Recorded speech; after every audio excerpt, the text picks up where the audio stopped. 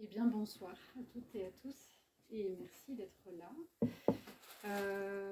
On est très content de vous accueillir et d'accueillir Sonia pour cette soirée. Alors, cette semaine, c'est la deuxième fois en réalité que nous accueillons Sonia, puisqu'elle a proposé lundi soir un atelier d'écriture qui a rencontré un beau succès, et c'était vraiment un superbe moment.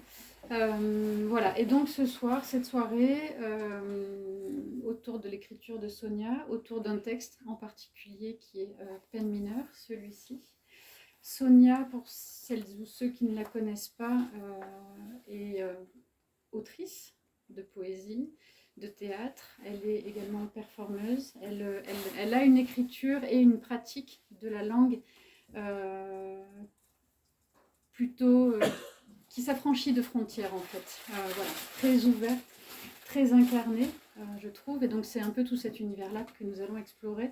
Je tiens à dire que dans d'autres rendez-vous à venir le week-end prochain, notamment une proposition de l'association Désir de lire, un workshop 2 jours, samedi et dimanche, co-animé par Sonia et Johan Tomrel, ici présent, que nous remercions également de sa présence, qui est auteur en résidence, invité par l'association Désir de lire.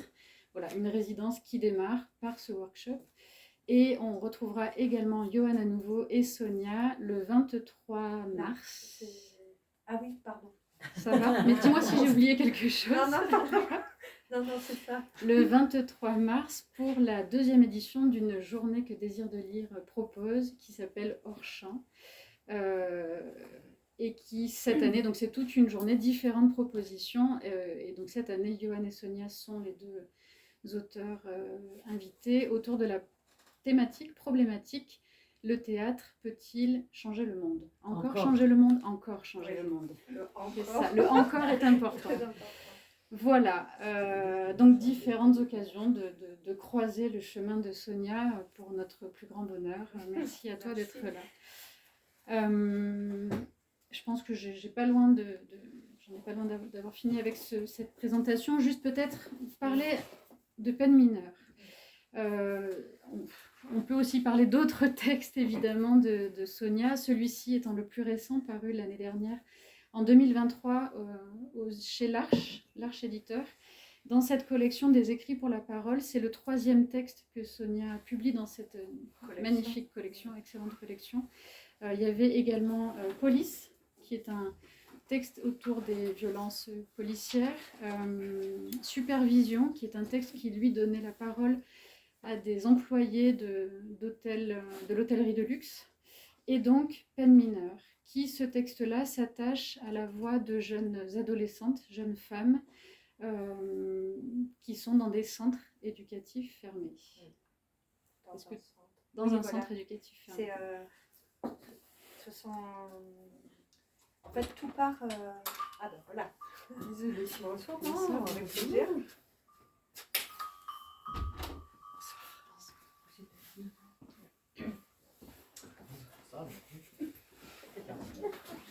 Si tu veux, oui, en dire un mot, on en parlera. Oui, après, voilà, plus largement après, mais absolument, je trouve ça important avant la lecture. Ouais. Tout part d'une commande d'écriture d'une metteuse en scène qui travaille particulièrement qui travaille autour des questions de la détention, de la prison. Et ensuite, elle voulait faire une pièce de théâtre, qu'elle a faite d'ailleurs,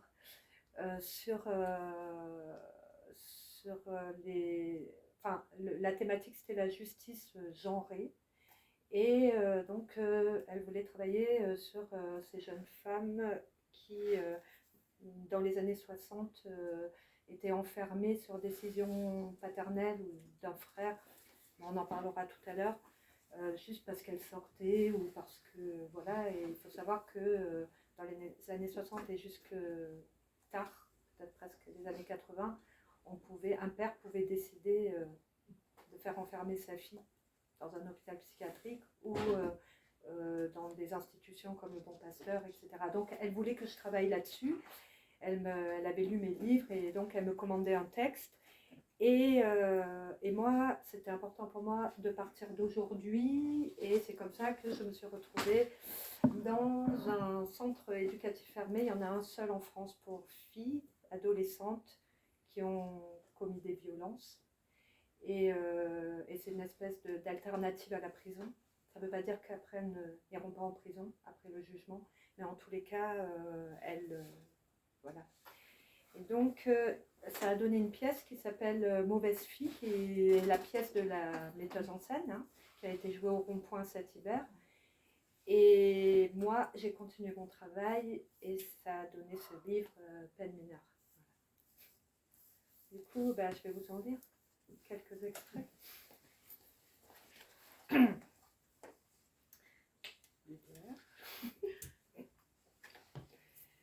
Je sais pas si tu veux oui, utiliser très le micro bien. ou pas. Ah voilà, alors en fait j'avais demandé un micro pour changer d'espace avec la parole, mais je me demande si c'est... Yoann, vas-y, dis-moi si c'est une bonne idée. Il faut la Sauf s'il est, ouais.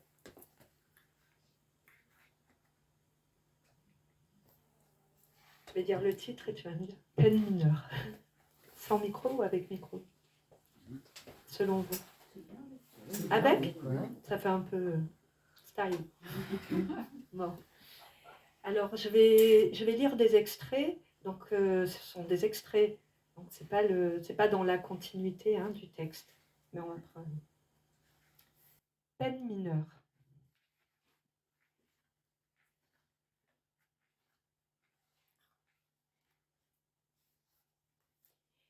Les fleurs m'apaisent quand je les regarde, surtout celles aux pétales recouverts de poudre d'or blanc. Je veux sortir d'ici, mais je dois d'abord leur prouver que je ne recommencerai plus. Stupéfiante. Sarah, Vanessa, Awa, Sakina, Billy, Cindy, Dakota.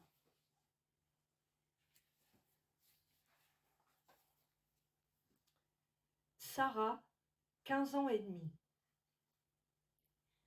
On est défoncé. On boit de la vodka Red Bull. La vodka Red Bull, ça monte à la tête, ça rend agressif. Pas le Red Bull classique, on achète des canettes de Red Bull à la myrtille. On aime trop le goût. Je préfère la fumette. Avec Samir, je peux me servir quand je veux. Mais pour cette nuit, on a une bouteille de 2 litres de vodka, on l'a trouvée en Espagne, 8,50 € au lieu de 40. Samir met la musique à fond, il a retiré son t-shirt parce qu'il pue la beuh. Il bouge debout sur le lit, je suis sur mon téléphone. On est bien.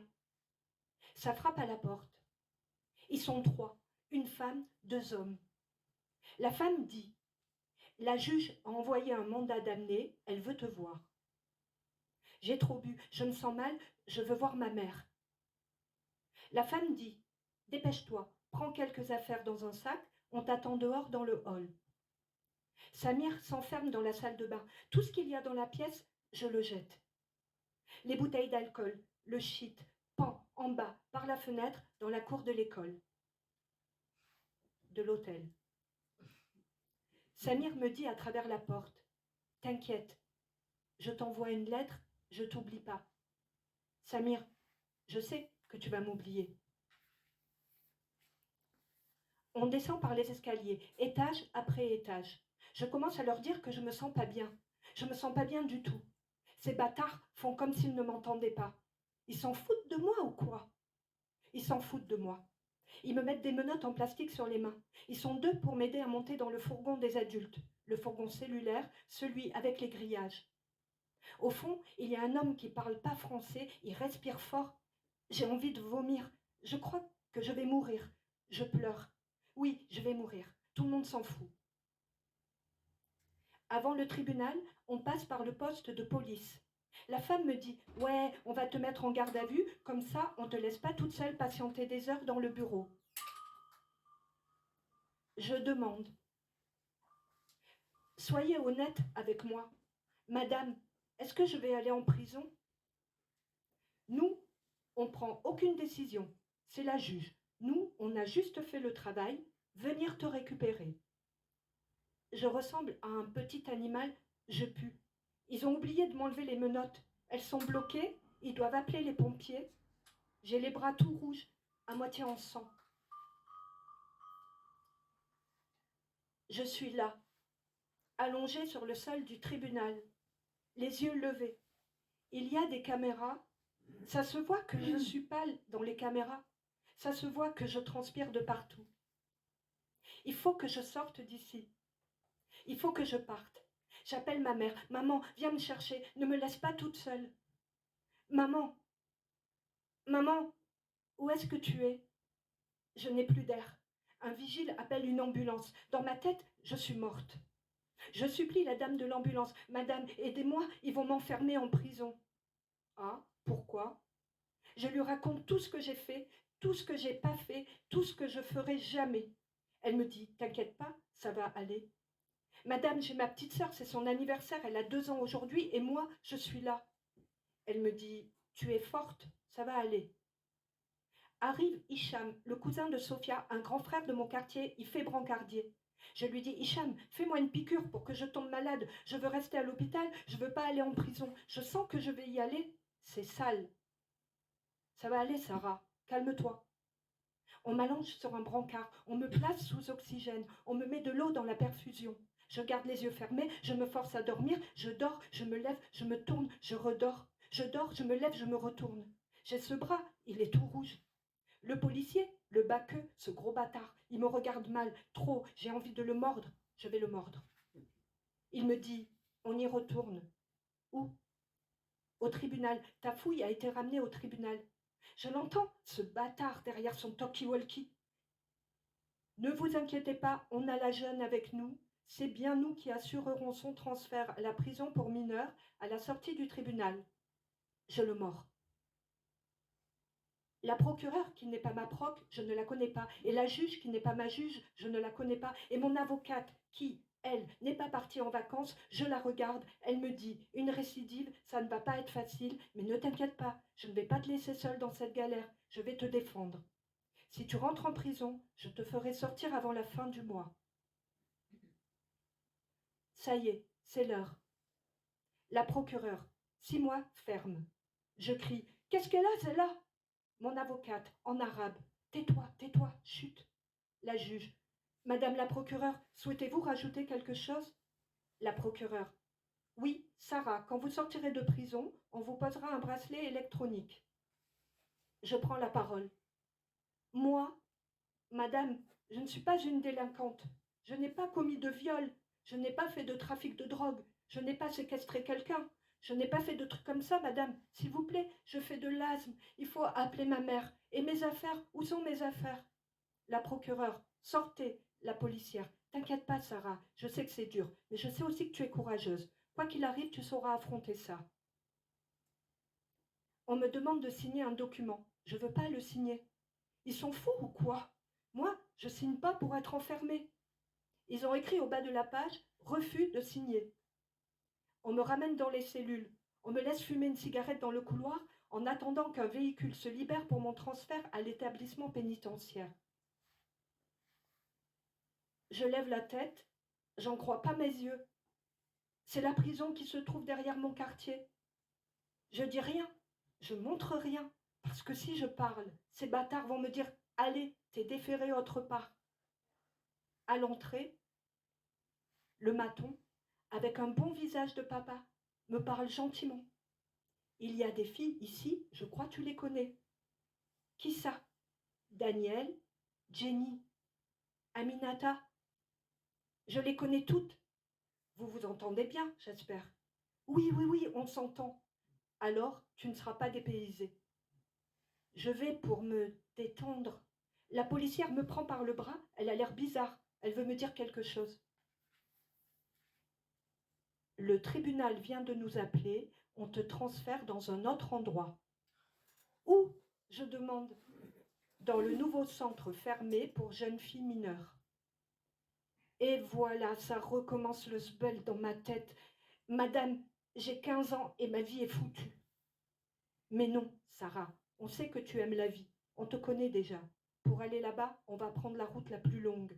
On va prendre les chemins de campagne. je pense. En plus, on va rouler dans un 5008. C'est trop stylé. J'adore trop les grosses voitures.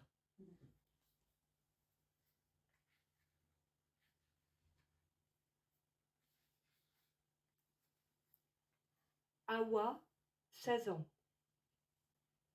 J'ai foutu le bordel avec mon bracelet. Ma mère veut plus m'ouvrir la porte. Je fous des coups de pied dans la porte. Elle finit par ouvrir. Elle pète les plombs sur moi. Mon grand frère aussi, il pète les plombs sur moi. Il dit qu'il va appeler ma tante, la sœur de ma mère. La sœur de ma mère, elle m'a déjà frappée.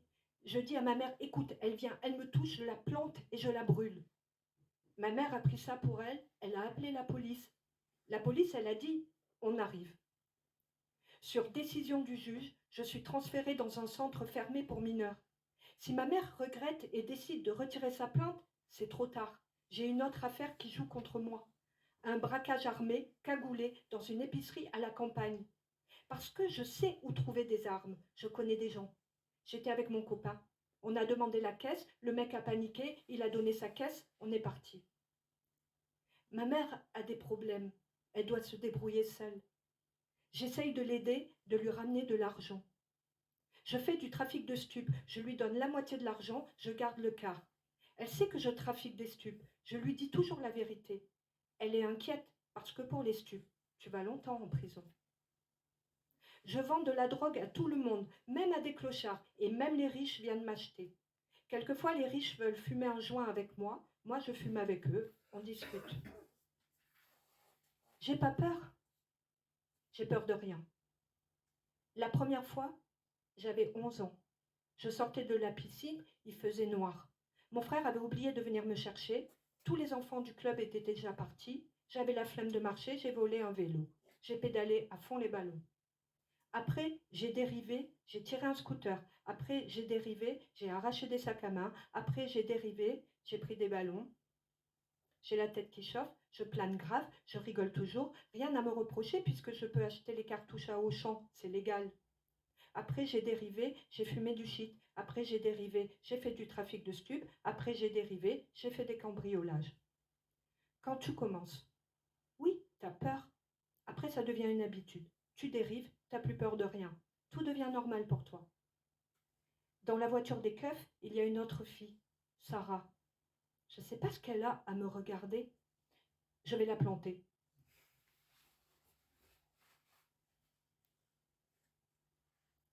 Sakina, 15 ans. Je ne mange pas beaucoup. Je mange que pour la fonce dalle. La fonce dalle, c'est quand je suis fonce-dé.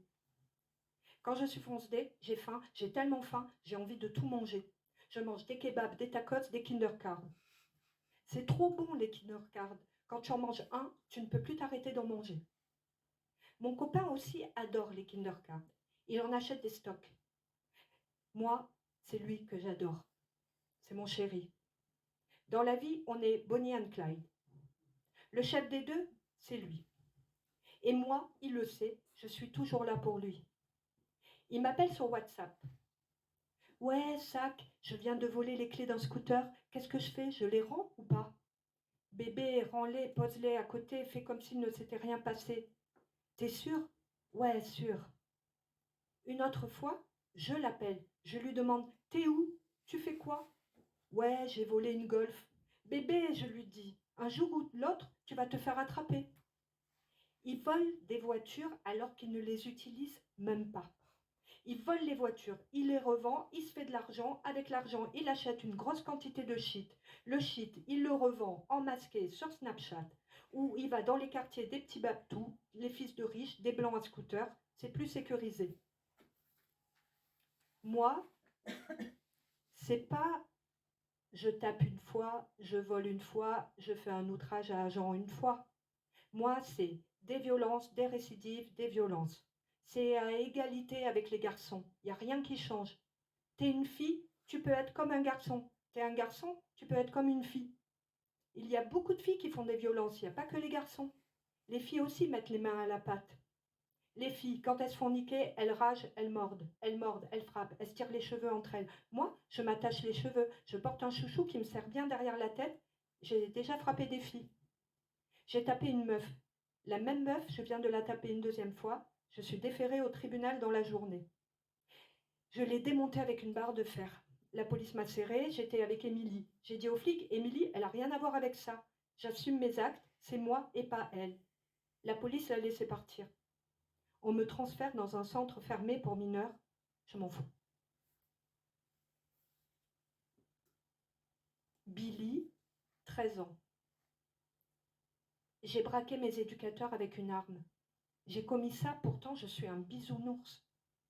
J'ai commis ça avec une arme à plomb. C'est mon père qui m'a montré cette arme. Il m'a montré cette arme et j'ai braqué mes éducateurs avec. J'ai mis l'arme sur le côté, j'ai dit « arrêtez la voiture ». J'ai accroché une éducatrice à la portière avec des serflex. Je ne sais même pas pourquoi j'ai fait ça. Elle a eu peur, mais elle n'a pas bougé. L'autre éducatrice a appelé la police. J'ai pris son téléphone, j'ai raccroché. Je leur ai enlevé tous les téléphones. J'ai dit « je ne veux pas y aller. Je ne veux pas y aller. Je ne veux pas y aller ». Mon éducateur a dit « c'est la décision du juge de te placer dans un foyer. Tes parents ne peuvent plus te garder avec eux. C'est pour te protéger, tu comprends ?» J'ai dit « je n'irai pas ». Une éducatrice a dit « baisse ton arme, on te laisse partir ». « Baisse ton arme, Billy, on ne te retient pas, vas-y ». J'ai hésité, puis je leur ai dit merci et j'ai sauté de la voiture.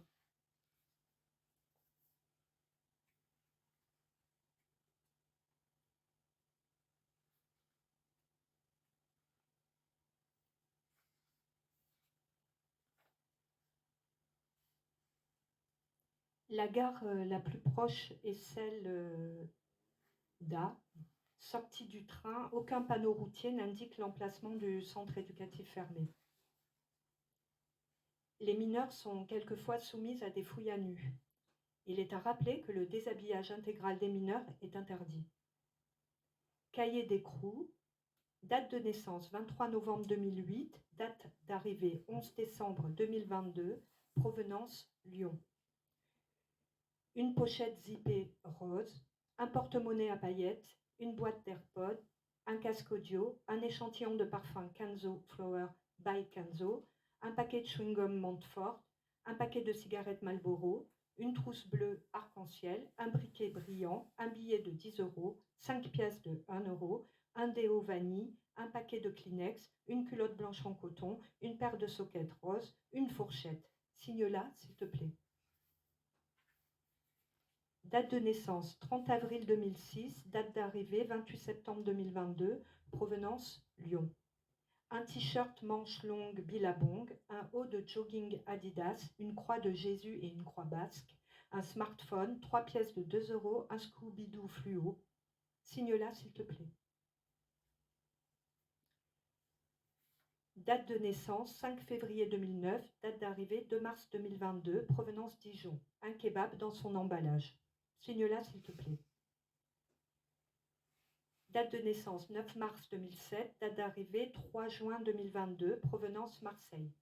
Un skateboard, un Posca vert fluo, un iPhone 13 rose, une boîte à lentilles, 3 cartes d'abonnement piscine, un miroir fleur, une lime à ongles, un paquet de protège-slip, un agenda, un mini coffret de tatouages éphémères, un tube de paillettes argentées, une bouteille d'eau entamée. Signe-la, s'il te plaît.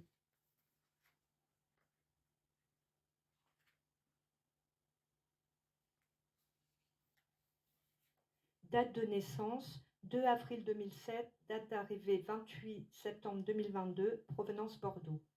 Un chouchou bleu ciel, un portable dans une coque à paillettes roses, un paquet de Kleenex, 3 mini Tampax, un Kinder Bueno, une casquette blanche Nike, un sweatshirt camouflage à capuche, une clé de scooter, une carte de transport scolaire plastifiée, un petit carnet recouvert de stickers, un ticket de caisse provenant du Burger King, une mini bouteille d'eau cristalline arôme fraise, un papier à rouler, un brouillon de lettres adressé à la juge. Madame la juge, je n'ai pas grand-chose. Ma vie, oui, mais ma vie ne vaut pas grand-chose, même ma mère le pense. Je me sens incapable face à la vie.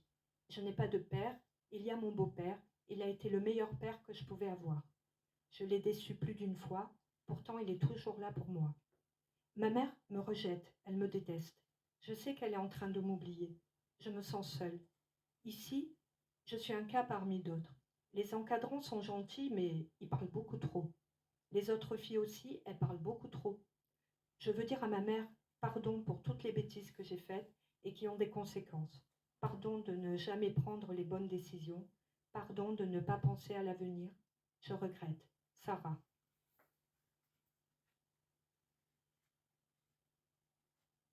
Encore un morceau? Vous n'avez pas marre.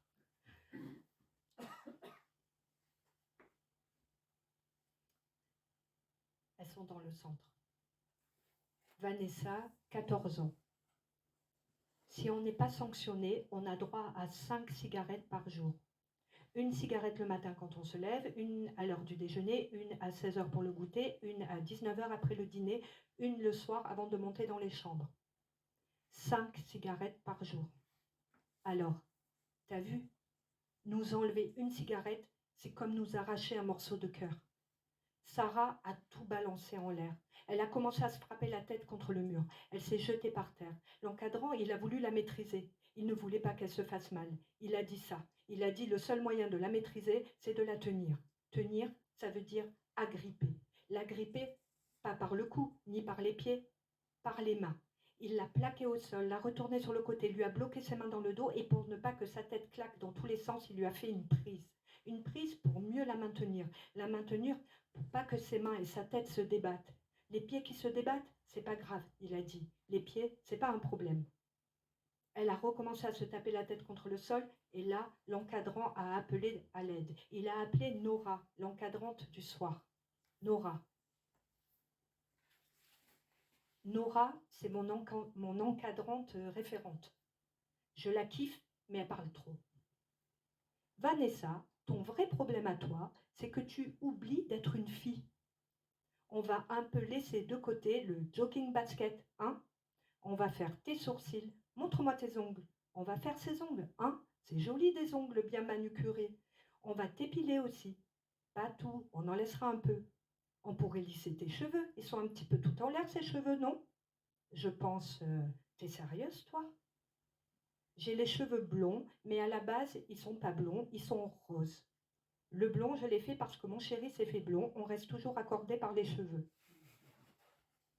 Sarah a recommencé à se débattre. Cette fois, ils s'y sont mis à deux. L'un pour la tête, l'autre pour les bras et les jambes.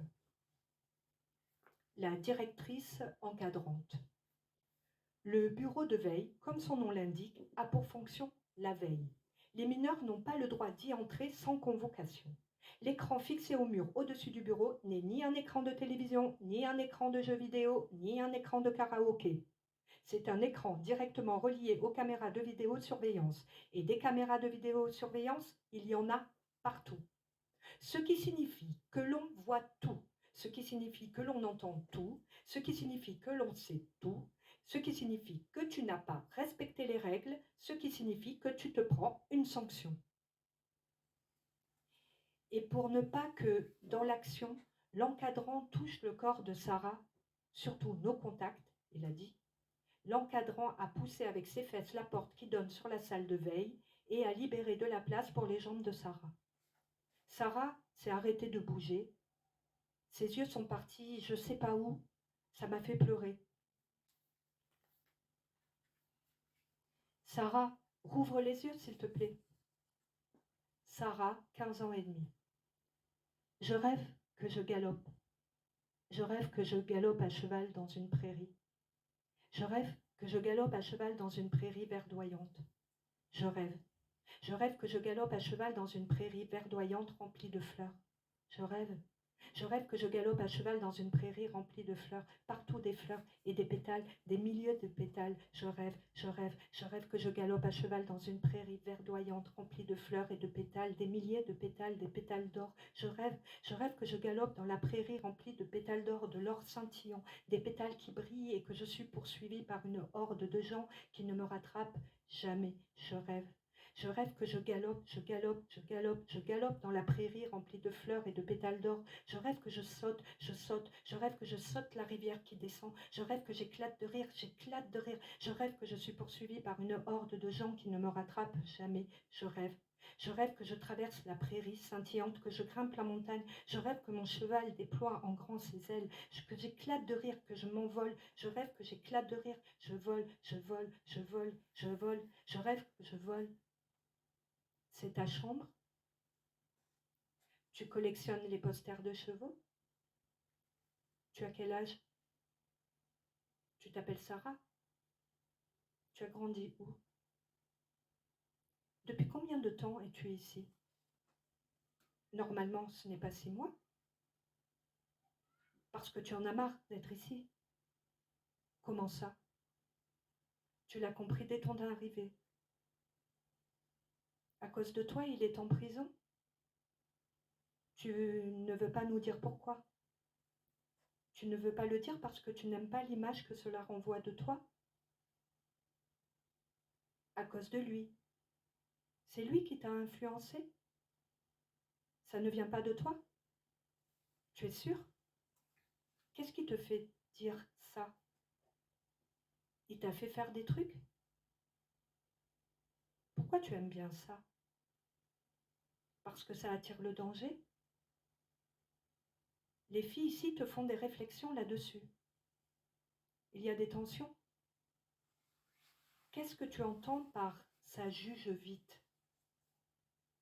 Tu t'inquiètes de ta réputation. Si tu as fugué, ce n'est pas parce que cet endroit ne te convient pas. Tu es bien ici? Qu'est-ce qui te plaît? Tu trouves que les encadrants sont impliqués? Tu sens qu'ils s'occupent de toi? Ils t'aident à trouver un projet de vie? Vous n'avez pas le droit au téléphone? Vous n'avez pas le droit à plus de 5 cigarettes par jour? Tu t'es pris une sanction. Tu as trouvé ça dur? Tu dis qu'ici tu fais un travail sur toi. Ça veut dire quoi? Tu aurais un exemple? Ça t'apporte quoi maintenant de savoir dire non? Tu te sens plus forte? Avant, tu te forçais pour les autres. C'est ce qu'a dit le juge. Ça te faisait quoi de frapper? Tu ne frappais que des filles? Comment ça, avant tu étais folle? Tu te fichais des conséquences? Les adultes te font maintenant des compliments. Qui? La psychologue. Tu as peur de la sortie? Tu as peur de rechuter? Ton cheval? Comment s'appelle ton cheval? Tu veux dire que tu faisais ça parce que tu ne te sentais pas aimée de ta mère? C'est-à-dire, ça te faisait plaisir de la voir s'inquiéter pour toi? Tu as grandi avec elle? À Bordeaux? Peut-être que c'est parce que tu as l'âge de ta mère quand elle t'a eu. Merci.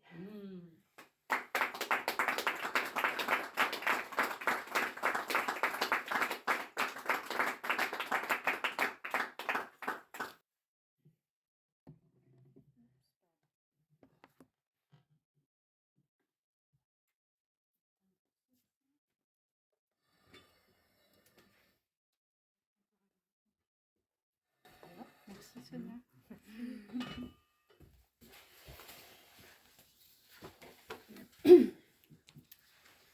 Sarah, 15 ans et demi. Vanessa, 14 ans. Awa, 16 ans. Sakina, 15 ans. Billy, 13 ans. Cindy, 15 ans. Dakota, 13 ans et demi. Puis Gisèle, 18 ans. Annette, 16 ans. Ce texte-là se construit en 4 parties. La première partie s'appelle Stupéfiante. Et on y entend donc les voix de ces 7 premières jeunes filles. Puis une deuxième partie qui s'appelle Je dois payer pour ma violence. La troisième partie s'appelle Au bon pasteur, 1957. On entend là Annette et d'autres jeunes filles, ainsi que les encadrants et encadrantes. Et la dernière partie, la quatrième, s'appelle Gisèle. tu as expliqué la genèse en fait de ce travail, de ce projet. Pourquoi avoir choisi de mettre en regard de cette commande au départ, de parler de déplacement de cette jeune fille dans les années 60, pourquoi avoir choisi de mettre en regard les paroles aujourd'hui très contemporaines de ces jeunes adolescentes dans cette situation? Parce que, bon, déjà, j'avais pas envie de partir directement dans le passé, parce que bon, je vais être floue, hein, là, je vous préviens, hein, mais parce que je pense que, on peut pas faire l'économie d'aujourd'hui quand on veut parler du passé, parce qu'aujourd'hui, c'est le passé, hein. Enfin, je sais pas comment dire. Je pense pas qu'il y ait beaucoup de choses qui ont changé. Donc en fait, c'était important pour moi de partir d'aujourd'hui, même moi de m'ancrer dans une réalité aujourd'hui et de remonter comme ça dans la mémoire. Et la deuxième chose, pour aller vite, c'est que en fait, pour moi, ces jeunes filles enfin là, vous avez entendu juste les voix de trois d'entre elles.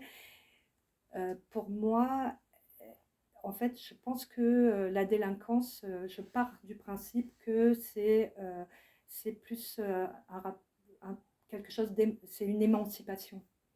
C'est-à-dire qu'en fait, la rue, comment on prend la rue. Donc, et elles avaient beaucoup à voir avec les jeunes filles, de tout le travail de documentation que j'ai fait, des jeunes filles dans les années 60, ça se traduisait par d'autres choses. Mais comment occuper la rue?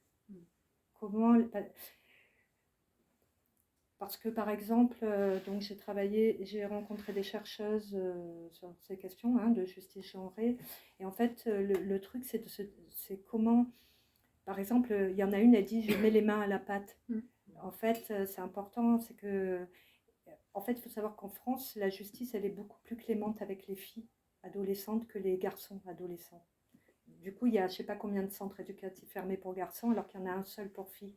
Je crois qu'il y a 200 centres éducatifs fermés pour garçons. En France, il y en a beaucoup. Hein. Mais pour les filles, il y en a un seul. Il est en Normandie, dans un pré au milieu des vaches. Par contre, il y a des barbelés, il y a tout ce qu'il faut, hein, des caméras et tout. Mais en tout cas, elles sont là-bas. Et parce que peut-être qu'on considère que les filles, si elles font ça, si elles sont dans la rue, c'est par hasard. En fait, parce que la rue, c'est pas pour elles. Donc, si elles sont là, c'est forcément qu'elles ont été entraînées ou qu'elles ont... Enfin, c'est un accident. C'est pas... Donc, voilà. Je sais pas si je suis claire. Vous voyez ce que je veux dire? Donc, en fait...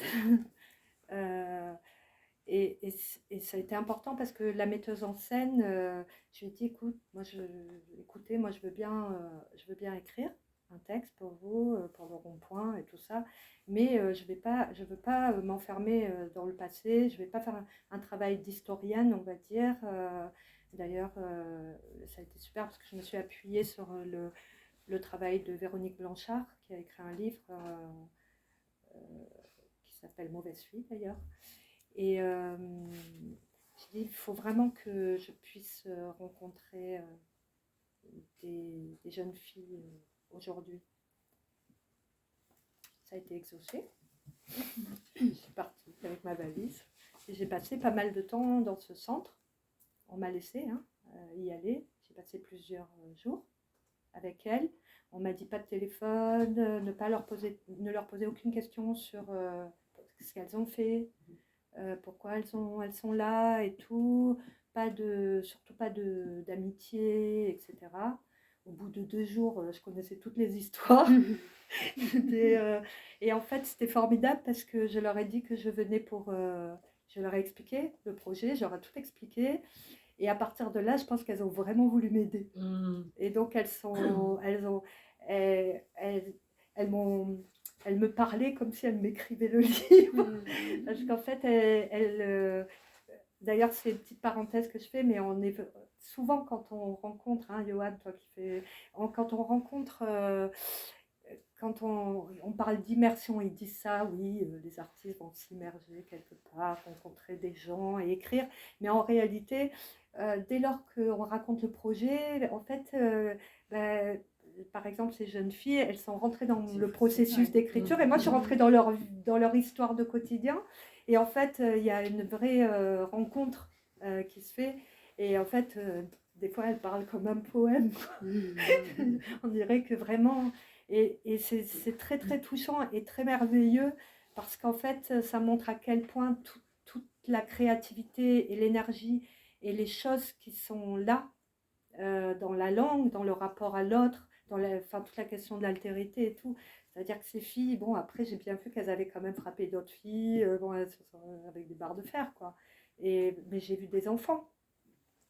Et je pense, ça me fait tout de suite rebondir sur tous les... pareil, parce que du coup, on va en prison, on travaille en prison depuis à Paris, à Nanterre et tout. Ce que je veux dire, c'est que, en fait, ouais, c'est le rapport à l'autre. Ouais. C'est fondamental dans tous tes textes, en fait. La relation à l'autre, le recueil de cette parole, Ouais. de comment tu la rapportes. Enfin, l'autre est omniprésent, en Oui, fait, aussi dans tes important textes. pour moi. Ouais. Et comment sublimer, comment redonner une parole, quoi. Enfin, c'est... Ah oui, voilà, ce que j'allais dire, c'est que c'est pareil pour tous les petits qui sont encore en prison à Nanterre, il faut le savoir, qui étaient dans les émeutes. Il y a des gens qui sortent, mais eux, ils sont encore... Enfin, je veux dire, c'est quand même fou. Et c'est des enfants, hein. Enfin, je sais pas comment dire, quoi. On les a rencontrés, hein. Donc, on les a rencontrés en prison, en maison de détention, quoi. En maison d'arrêt. Voilà. Et en fait, moi, dans ce travail, j'avais envie de dire, mais regardez, c'est des enfants, hein. Non, c'est dingue. Ce sont des enfants, pardon.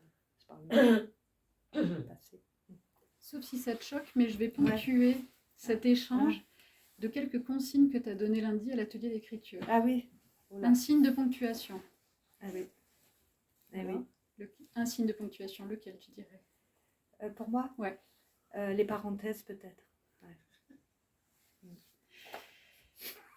Moi, ce qui m'intrigue et ce qui... Ça les fait rire. Ce qui m'intrigue et ce qui m'intéresse justement dans les paroles que tu rapportes, que tu poétises, toutes ces expériences-là qui sont mises en scène très largement et là précisément dans ces textes-là. Comment donc il y a cet échange-là direct avec ces jeunes filles.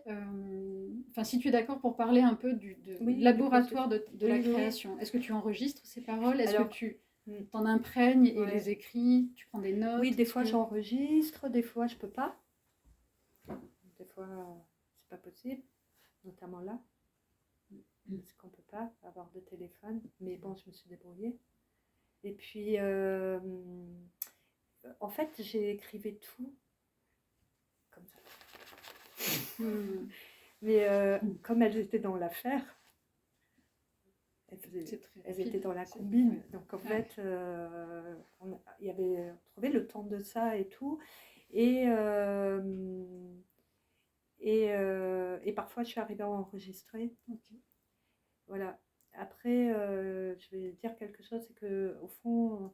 l'enregistrement, c'est un peu un piège parce qu'on croit, en fait, quand on écoute quelqu'un parler, on se dit, waouh, c'est hyper intéressant, admettons, il faut que j'enregistre. Et puis après, quand on réécoute, en fait, on se dit, oh là là, mais il n'y a rien.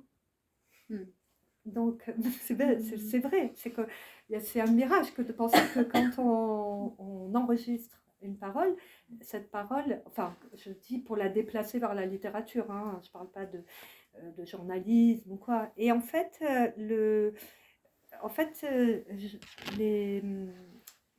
travail, en fait, moi, perso, quand je travaille, mais je crois que c'est pas beaucoup, c'est très banal de dire ça, mais en fait, c'est un vrai travail sur la langue. En vérité, c'est comment on zoome sur un mot ou comment on le fait revenir. Enfin, en fait, c'est un trompe-l'œil. Je sais pas comment dire. C'est une langue. En fait, il faut écrire une langue, évidemment, que la personne, elle va pas parler comme ça, parce que sinon on va dire qu'elle va vraiment mal, quoi, hein, si elle parle vraiment comme dans les livres. Mais en fait, c'est sa parole. Enfin, je sais pas, ça, c'est pour moi, en tout cas, c'est un énorme travail. C'est-à-dire que je peux passer beaucoup, beaucoup de temps sur un mot. Mais vraiment, un mot, hein. Ça peut me réveiller la nuit et tout. Il peut m'embarrasser, un mot. Et comme je veux vraiment, je ne sais pas comment faire pour m'effacer du texte. En fait, c'est ça, je suis toujours en train de chercher ma porte de sortie. Comment ne pas être au milieu avec mes fantasmes, mais comment, du coup, c'est vraiment épuiser la langue, la rendre, l'emmener vraiment presque minimaliste dans sa... Parce que parfois, il suffit d'un mot pour dire un chapitre entier, hein. Avec un mot, on peut faire 100 pages. Ça, je l'ai découvert en écrivant. Consigne suivante, une lettre. Oui. Comment? Une lettre. Ah oui, une lettre. Z. Ok. Donc justement, avec un mot, on peut faire 100 pages. Ouais. Et alors, il y a des choses qu'on retrouve d'un texte à l'autre. Je trouve que dans Peine mineure, il y a des choses qu'on retrouve, mais il y a des choses qu'on retrouve moins. Mais parmi les procédés littéraires qu'on retrouve chez toi, bon, il y a évidemment cette parole rapportée, c'est quelque chose de très singulier. Et on retrouve, que ce soit sous la forme théâtrale, c'est plus évident, mais la poésie, le récit, il y a quelque chose de transporter la parole. Il y a la ponctuation qui est très présente. La mise en scène du texte. Pour certains textes, tu n'hésites pas à faire usage de symboles, même des fois, des flèches, dans Ch'to par exemple. Ah oui, c'est le premier. Des majuscules, des Après, paragraphes vraiment resserrés, tout en majuscules, des pages en majuscules. Je peux le montrer peut-être sur... les répétitions, les listes. Ouais, beaucoup. Tous ces processus, tous ces procédés, littéraires là qui font... Encore là, c'est pas le plus flagrant. C'est pas le plus... Ouais. Il y a des choses là. Les la premiers, ponctuation, alors les là... majuscules, la ponctuation. Oui. Ça me fait rire. Mais c'est vrai. Mais je dis toujours qu'un mot sur une page... mais bon, tous les gens qui écrivent le savent. Hein, mais un mot sur une page, ça peut être une explosion, quoi. Mais quel mot? Tout est là. Trouvez le mot. le mot qui... Ouais, Il y a un jeu de mise en scène, du coup, avec tous ces procédés. Oui, de toute façon, c'est parti comme ça. Parce que moi, au départ, j'écrivais pas... En fait, je suis pas quelqu'un qui a écrit de la poésie ou quoi, dans des carnets ou quoi. Enfin, j'écrivais pas du tout, hein. Enfin, d'ailleurs, je pensais pas écrire, clairement. Et c'est en rencontrant une poétesse qui est dans le département, que vous connaissez, qui s'appelle Nathalie Quintane, qui habitait à Digne, et moi j'étais à Digne, et en fait je l'ai rencontrée, et j'ai rencontré sa bibliothèque surtout. Et là, quand j'ai découvert la poésie contemporaine, on va dire, celle qui se fait aujourd'hui, hein, ouais, je me suis dit, ah mais d'accord, moi, en fait j'avais beaucoup de choses à dire. Je savais pas comment je les dire, je fatiguais un peu tout le monde. Et là, je me suis dit, ah, mais peut-être je peux le faire, quoi. Enfin, je peux écrire. Ça m'a... Et j'ai écrit Ch'to en très peu de temps. Mais quand j'ai écrit Ch'to, en fait, c'était un moment où je me disais, c'est le premier texte, hein, que j'ai écrit, c'est chez Actes Sud. Et je me disais, mais comment l'écrire? Et c'était super parce que c'était le premier texte et j'avais donc, j'étais complètement désinhibée, pas du tout d'inquiétude, il n'y a pas d'éditeur, il n'y a personne, il n'y a pas, il faut pas, il y a encore pas de lecteur, il n'y a que moi, quoi, avec ma feuille. Et en fait, c'est un texte qui raconte le trajet d'une jeune fille tchétchène pendant la dernière guerre en Tchétchénie, avec sa mère, sa grand-mère et sa petite sœur, sa sœur et sa petite sœur, qui doivent quitter Grozny et qui fuient. Et en fait, c'est, vous savez, la fuite l'exil en temps de guerre, c'est du surplace beaucoup. On fait 3 pas et il faut reculer, il faut faire... enfin, on a tous eu un peu ces rêves comme ça, je crois. En tout cas, moi j'en ai eu beaucoup où on veut partir mais on n'y arrive pas, ça tourne en rond, on n'arrive pas à fuir. Et donc j'ai voulu écrire cette fuite et pour l'écrire, ben, c'était super parce que j'avais mon ordinateur, un grand écran, maintenant il est des plus grands, mais là c'était formidable.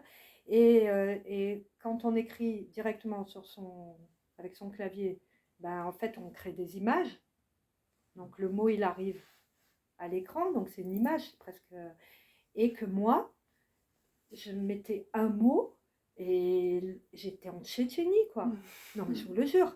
J'étais dans un placard pour écrire, je n'avais pas de place chez moi, et donc je m'étais fait un petit bureau, c'était mon premier texte, le placard, derrière moi il y avait le placard avec les pâtes, l'huile et tout, et en fait j'étais là, et en plus je découvrais, en fait je partais sur YouTube et tout ça, enfin je partais les petites vidéos, mais je cherchais tellement que je me suis retrouvée dans des endroits où j'aurais pas dû aller et tout, mais c'était vraiment quelque chose, et tout ça a été appuyé par ma rencontre, parce que j'avais rencontré dans un centre d'apprentissage de la langue française à Marseille, la rue des Convalescents, ça s'invente pas ça, dans la rue des Convalescents, il y a un centre d'apprentissage et j'arrive pour vous raconter l'histoire, hein, ça y est, c'est parti, hein, je suis partie pour vous raconter l'histoire, mais en gros, je tournais autour des théâtres et tout. Je voulais quand même faire des choses, mais le théâtre, il ne voulait pas trop de moi et tout. Puis il y a quelqu'un qui me dit, tiens, on va te donner Agamemnon. C'était une sorte de médiation, on va dire, culturelle. Alors, on va te donner le texte d'Agamemnon dans la dernière traduction de Pierre Judet de Lacombe. Donc, je découvre Pierre Judet, même Agamemnon. Je lis Agamemnon pour la première fois de ma vie. Et en fait, tu vas aller dans les lycées et tout, et tu vas aller montrer. Et nous, après, on va écrire, créer et tout. Donc, je pars là avec mon truc, et je me dis, mon Dieu, mais quel cadeau empoisonné! Agamemnon, c'est Agamemnon, quoi. Et tout. Et là, je pars avec Agamemnon, et je devais être suivie par une autrice, justement, qui était une autrice du théâtre des Bernardines à Marseille. Et cette autrice, je devais lui rendre des comptes de temps en temps et tout. Puis elle allait écrire des choses pour le metteur en scène qui allait mettre en scène Agamemnon. Donc en fait, vous voyez la chaîne. Moi, j'étais vraiment avec l'ouvrière de la situation, quoi. Et en fait, je pars, mais sauf qu'eux, ils sont très occupés, donc ils me lâchent dans la nature et ils ne me voient pas trop, quoi. Et ça leur a fait beaucoup de mal, hein, parce que ben, je me suis passionnée. Et avec cet Agamemnon, j'ai écrit, et c'est très simple, 4 livres. C'est simple, j'ai écrit Zone éducation prioritaire, Sto, tout ça, je l'ai écrit grâce à Agamemnon, et grâce au fait qu'ils m'avaient pris pour une idiote qui croyait que j'allais juste faire un peu mon animation, et puis ça allait s'arrêter là. Pas du tout. Je découvre l'écriture chez Nathalie Quintane au même moment, et je rencontre cette jeune fille tchétchène dans ce centre d'apprentissage où j'étais là avec mon Agamemnon qui parlait de la guerre. Et là, il y a un choc pour moi qui est très très fort. Là, je me rappelle que moi-même, dans ma famille, il y a eu pas mal d'exodes et pas mal de problèmes. Et en fait, d'un coup, je pense à tout le monde, quoi. Enfin, et puis d'un coup, je me rends compte que la guerre, c'est quelque chose que je sais, que je connais, etc. Tati tata. Et en fait, cette jeune fille, je demande à tout le monde d'où vous venez et tout. Alors, l'Algérie, c'est l'Algérie, le Maroc, le Maroc et tout, le Chili et tout. Et quand j'arrive à elle, elle dit Grosny. Et là, je me dis, il y a un problème. Grosny, elle chuchote, elle part. Et moi, je pense à elle toute la soirée en rentrant, parce qu'elle a chuchoté et que je la trouve, elle a 15 ans, elle a des cernes, que je sens quelque chose enfin voilà.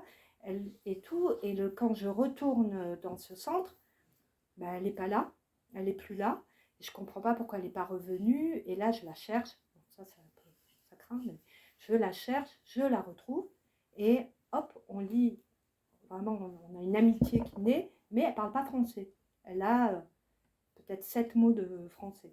Et sa maman encore moins, et elles sont toutes les deux seules dans un appartement. Je commence à sortir avec elle. Je me rends compte que quand je me déplace dans Marseille avec elle, c'est pas du tout la même chose que quand je me déplace moi. on prend le métro, on rase les murs, on baisse la tête. Elle rencontre des gens dans le métro et d'un coup, elle voit quelqu'un et hop, ils échangent vite quelque chose et je comprends que l'autre, ben, il vient d'arriver à Marseille, mais il reste pas trop longtemps à se parler et tout. Et là, je suis ça et je me dis, mais voilà, mais je veux écrire ce récit d'exil, de guerre. Et ce que je veux écrire, c'est que eh ben, on n'a que 7 mots. Et par contre, on est tout le temps, elle et moi, sur Internet, la musique, le ci, le là. On arrive à communiquer, mais je me dis, je vais écrire avec cette économie de mots un texte qui raconte ce récit de voyage, mais je ne veux pas mettre plus de mots que ce qu'il y a en échange. Je ne veux pas rentrer moi dans... Je ne veux pas bavarder avec ça.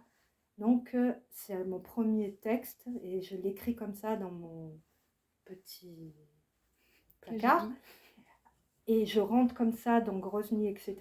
Et en fait, je l'écris ce ch'to. Et pour moi, bah, c'est mon entrée dans l'écriture, en fait. C'est comme ça que je rentre dans l'écriture, par la langue. Et par justement la non-possibilité d'échanger vraiment, quoi. Donc, en fait, c'est le vide qui m'a permis d'écrire ce texte. Et quand j'écris ce texte, je n'écris pas son histoire, j'écris notre relation par la langue. Et surtout, j'essaie de raconter quelque chose. Je vous assure, aujourd'hui, on prend Ch'to, on peut remplacer, il suffit juste de remplacer la ville par une autre ville d'un autre pays. Enfin, je veux dire, ça pourrait être un exil ukrainien, ça pourrait être... Parce que j'ai travaillé vraiment sur ce qui fait la chose commune de tous les exils, qui sont toujours les mêmes. La vérité, c'est que c'est toujours la même chose. C'est pas... Enfin, c'est une traversée, voilà, une traversée. Et donc, j'ai voulu travailler comme ça. Et que parfois, quand j'avais pas les mots, ben, j'avais les signes. Et c'est comme ça que sur la page est arrivé le signe, c'était visuel, quoi. Voilà. Ben, au moins, vous saurez tout comment je suis dans l'écriture. Une autre consigne, un mot qui te plaît. Là, on l'avait jamais fait. Mais un mot qui me plaît. Un mot qui me plaît. Oh là là. Ouais, dans l'atelier d'écriture, on a quand même quelques minutes pour y réfléchir. Hein, franchement, un mot qui me plaît. C'est facile, un mot qui me plaît pas. C'est après. Non. Non, un mot qui me plaît. Non, bah alors, je sais pas. Je sais pas. Ça, c'est dur les ateliers d'écriture. Non, c'est pas bon. Tout le monde est hyper fort et tout. Moi, je suis là, waouh, comme ils sont forts. Au bout de 2 minutes, il y a tu le peux mot. Répondre plus tard si tu veux. Je vais le répondre plus. Tu parlais, mais parce que là, c'était lié à l'exil. Oasis. Merci. Ça y est, je l'ai. Pardon. Tu parlais, mais parce que c'était lié à l'exil, de la fuite. Et je trouve que c'est un vocabulaire qu'on retrouve énormément dans Peine mineure, celui de la vitesse, de la fuite, celui des corps. Enfin, voilà. Parmi les vocabulaires, il y a vraiment des choses hyper présentes. Je parlais tout à l'heure des procédés littéraires, en oubliant de dire que, évidemment, tout ça donne un rythme, en fait, et ne lâche pas son lecteur, et on lâche pas le texte, parce que tout cet assemblage fait qu'on est dedans. Et ce vocabulaire-là, dans Peine mineure, qui est celui de la vitesse, de la fuite, des corps, évidemment, de la rage et de la violence, on l'a entendu dans un des passages que tu as lu tout à l'heure, c'était présent dans les entretiens que tu as menés. Même, en fait, c'était présent... bon, déjà, il y a la question de l'adolescence, mais c'était présent même dans un lieu clos. Bon, de toute façon, enfin, ça, c'est la partie documentaire, on va dire, mais c'est... L'idée de fuir, c'est omniprésent, quoi. Comment fuir? Comment partir? Donc, et d'ailleurs, c'est raconté dans le texte, mais il y a une jeune fille, elle sait comment partir, elle sait exactement à quel moment, où, elle sait exactement les... Et elle fait ça depuis, depuis tout le temps. C'est la jeune fille qui, je crois, qui a braqué ses éducateurs, qui a demandé à ses éducateurs de la laisser partir. Et en fait, elle invente tous les moyens de fuite. Et c'est génial, excusez-moi, hein, mais je vais dire ça, c'est génial, c'est tristement génial. Mais par exemple, elle sait exactement comment descendre avec la police dans les escaliers. Elle sait selon où est placé le policier, s'il est à droite, s'il est à gauche et tout. Elle sait comment partir. Et elle arrive, c'est une fugueuse professionnelle, quoi. Mais vraiment, une fugueuse, j'ai jamais vu ça. Donc elle identifie tout. Le moindre petit trou, elle a compris que le dimanche, je crois que je ne l'ai pas mis dans le texte pour pas qu'elle se fasse attraper, mais le dimanche, elle a compris que c'est le jour du ménage et qu'il y a un tout petit moment où il y a un petit espace pour partir, quoi. Mais pour partir, il faut faire elle fait des plans tout le temps. Elle ne pense qu'à partir. Et moi, ça me ressemble beaucoup aussi. Je trouve partir, quoi. On a tous envie de partir, quoi. Voilà, on se dit partir, courir. Et dans tous les livres, en fait, il y a une course. Ça court tout le temps. Ah ouais, c'est vrai, je me rends compte. Parce que dans Gratte-ciel, qui est un récit, là, celui-là sur l'Algérie, il y a Hakim qui court tout le temps, quoi. Il court dans l'histoire, à travers l'histoire algérienne et tout. Ouais. Une autre consigne, un mot compliqué à dire. Alors moi, sans mentir, en fait, j'arrive pas à dire... Du coup, j'arrive pas à dire Auschwitz. Auschwitz. Ouais, mais j'arrive pas à le dire. Voilà, celui-là. Mais j'arrive pas à le dire. Un jour, je me suis dit qu'il fallait que je fasse un truc là-dessus, parce que c'est pas possible, j'arrive pas. Ma grand-mère, elle arrive. Moi, j'arrive pas. On lit dans plusieurs, je crois que c'est d'ailleurs peut-être en 4e de couverture, que tu dis écrire des langues françaises étrangères. Est-ce que tu peux expliquer ça? Oui, parce que en fait, ce qui m'intéresse déjà, c'est, comme je le disais, c'est d'écrire, déjà de raconter des choses et de faire rentrer dans les récits et tout des voix qu'on n'entend pas, qu'on ne veut pas entendre, en tous les cas souvent. Et au fond, moi, ce qui me plaît dans la langue, c'est que je le dis dans la lettre. Oui. Lettre à une jeune poétesse. Parce que ceci est un recueil de plusieurs textes de poétesses. C'est un magnifique ouvrage. Tu veux peut-être lire ça? Si vous voulez, si elle est courte, je peux vous lire la lettre, parce que moi, ça va dire quelque chose. Ouais. En fait, c'est une commande, pareil, dans les commandes. En fait, l'Arche a demandé à plusieurs, donc il y a Chloé Delhomme, Rebecca Chaillon, Rim Battal, Eliane Giraudon, Nathalie Quintal, Mélanie Renoir, Lisa Tombé, enfin bref, vous verrez, donc à des poétesses d'écrire une lettre à une jeune poétesse ou à quelqu'un qui voudrait écrire, enfin tout ça. Et donc moi je peux vous lire ma lettre, comme ça au moins on fait un raccourci. C'est écrit. Donc j'ai écrit cette lettre à une vraie personne, parce que parfois c'est... à toi. Je ne t'ai pas oublié. Ce n'est ni de l'indifférence ni de la négligence. J'ai procrastiné. Plus les jours ont passé et plus ça m'est devenu difficile de t'écrire. Je t'avais pourtant promis de le faire. Je t'avais promis de répondre à tes questions. Il y en a 6 sur une feuille quadrillée arrachée à un cahier Oxford à spirale. Je les ai emmenés partout avec moi. Chaque jour, je me suis dit, il faut que tu répondes. Je m'en suis fait une montagne. Toujours, dès qu'il s'agit de répondre, même à un petit mail de rien du tout, je me sens faible. Je finis toujours par y arriver. Les emojis m'aident beaucoup. Il y en a quelque chose comme 3000. C'est facile. Il y a même des ninjas. Ninja. J'adore ce mot. J'aime le son qu'il produit, son image. Le I a une lettre de distance du J. Faucon, c'est le mot que tu as choisi, toi. Tu as rajouté ce commentaire dans le micro, parce qu'il perçoit des détails de très loin, parce qu'il est plus fort que les autres birds. Écrire, Abir, c'est peut-être sortir les mots de leur utilisation courante, les considérer d'abord pour ce qu'ils sont, inutiles. Ils ne servent plus à informer, plus à vendre, plus à rien. Inutile, donc esthétique. Soudainement, tu vas passer 20 minutes sur un mot, lui accorder, toi, une importance folle, le vitaliser par la manière que tu auras de le prononcer, de le projeter dans l'espace, l'activer par la manière que tu auras de l'installer sur la page.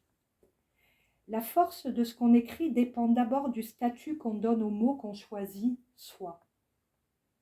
Faucon, il est écrit dans toutes les formes. Pose un premier mot, un son. C'est puissant.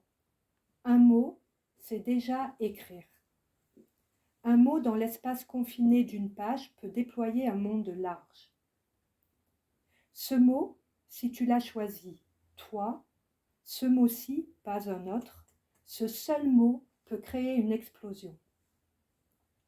Tu m'as dit, je voudrais écrire un long poème, j'ai tellement de choses à dire, je voudrais écrire un long poème, mais mon dictionnaire en français n'est pas riche. Tu te sens mise à l'écart dans le français, fais-en une force.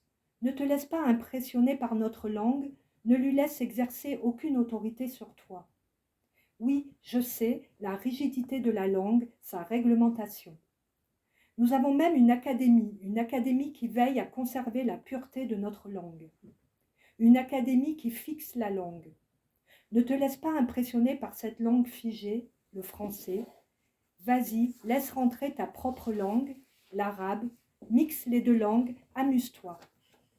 Dans l'espace de l'interlangue, crée une nouvelle langue, une langue française étrangère, trouve tes solutions, invente. Au fond, les vraies questions, c'est qu'est-ce que tu t'autorises? Qu'est-ce que tu ne t'autorises pas? Quelle légitimité tu te donnes? Tu me demandes comment on reconnaît un bon texte littéraire. Je ne peux te répondre que par une autre question, la seule qui compte au fond. Est-ce que cette écriture est agissante ou pas sur moi, sur toi? Qu'est-ce qu'elle nous fait?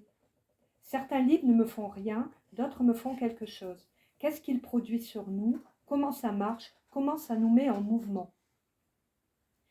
Le poème régénère le regard sur les choses. L'imaginaire, il se situe d'abord dans la forme, dans la langue. Tu veux écrire à partir d'événements de ta vie. Il y a des poètes qui ne font que ça, remettre en jeu une matière autobiographique. Ils la déplacent à l'intérieur d'une langue. Souvent, les gens imaginent qu'inventer en écriture, c'est inventer des histoires, des personnages. L'imaginaire ne se situe pas vraiment à l'endroit de l'histoire que tu racontes. L'imaginaire, c'est aussi un imaginaire de langue, l'invention d'une langue en écriture. Au fond, tu peux raconter rien d'une manière absolument géniale parce que tu auras inventé une manière de raconter. Notre imaginaire joue avec nos propres références, nos propres expériences. Au fond, on ne fait que recombiner des choses qu'on a déjà vues. Tu ne peux pas, je crois, inventer des trucs que tu n'as pas expérimentés.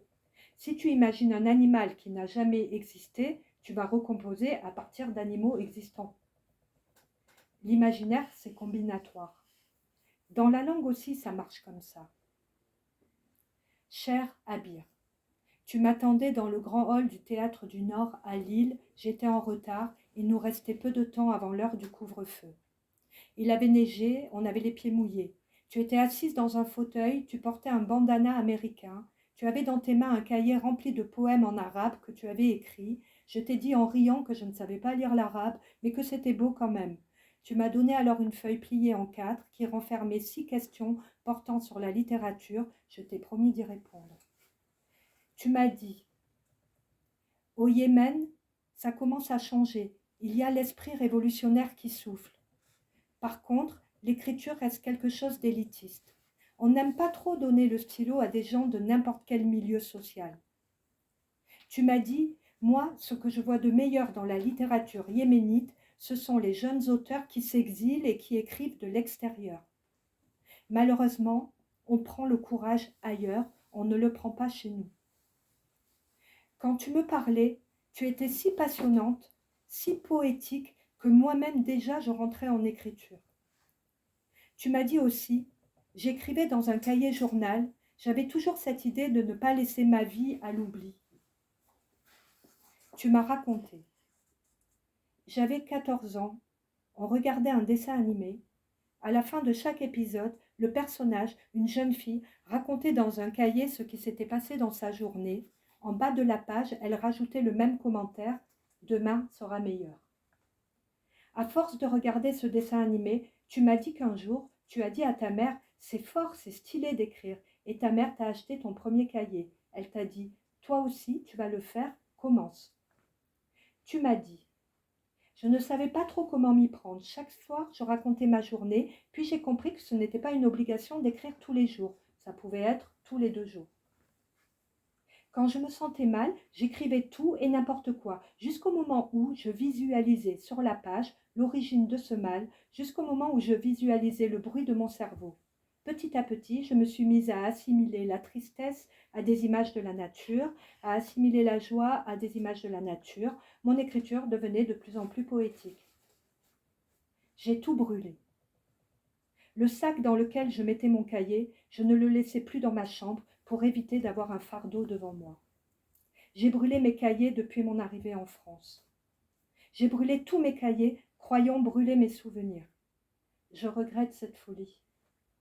Tu m'as dit que tu regrettais cette folie, que tes premiers cahiers aussi, quand tu avais 14 ans, ont été brûlés. C'est ta mère qui les a brûlés. Tu m'as dit, on a fui la guerre, on a dû tout laisser, notre maison et tout ce qui faisait notre vie intime.